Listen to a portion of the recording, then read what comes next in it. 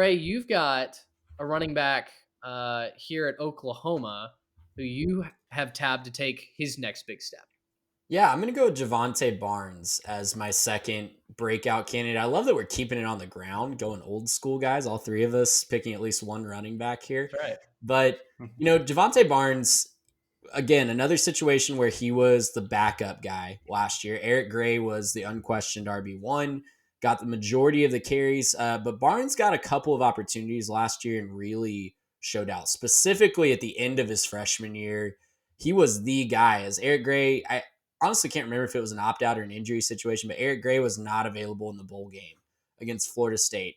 A pretty solid running defense, and Barnes ended up being basically the offense for the Sooners. He carried the ball 27 times for 108 yards and a touchdown.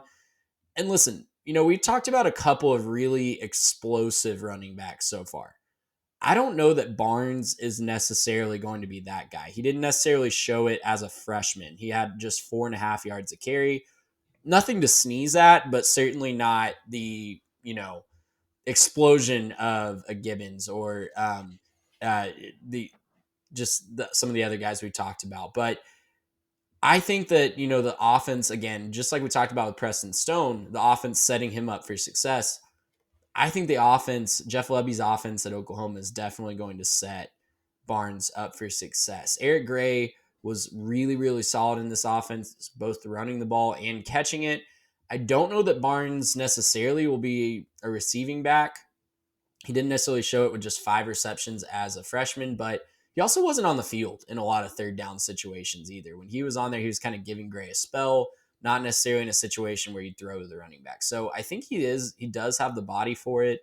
He stands at 6'1", 6 foot even, and just right over 200 pounds. So I think he could make some moves in the passing game, give them another option and dimension to that offense. But I think really it's going to be like an opportunity focused breakout here, because you look at the roster up and down. Barnes, I think, is the clear guy that they're pointing to as the heir apparent to that RB1 role. I think that he's going to have a lot of opportunity to show what he can do this year. Yeah, for me, Oklahoma never really got it going on offense last year. I don't think they ever quite hit their stride. They had great moments, right? They had some moments where the offense was really humming and they looked like the Oklahoma we're used to seeing. But I think the first year under the coach, brand new coaching, a bunch of changes to the scheme, a bunch of different throughout the quarterback year. injuries, exactly. There's just a lot of things that I think went wrong for Oklahoma last year. So I think the people who are saying that Oklahoma's down need to pump the brakes just a little bit.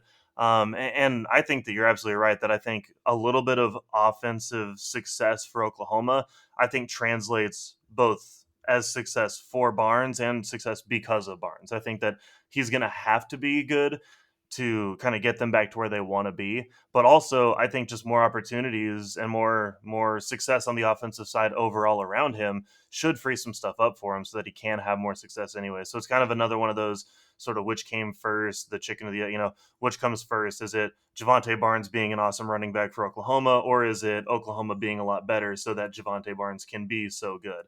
I think that regardless, both will take a big step forward. That's a fantastic pick for you, Trey.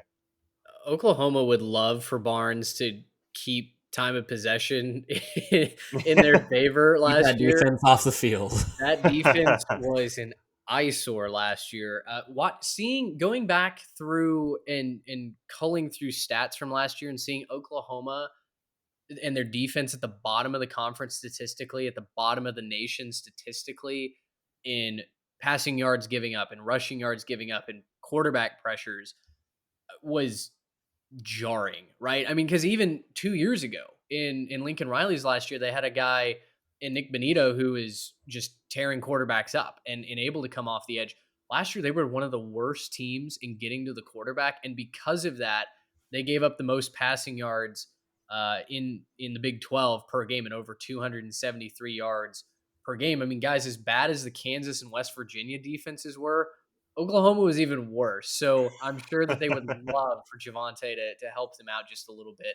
We'll see what the Sooners end up doing this year. I mean, they need a massive overhaul on that defensive side if they want to improve. Gracious, power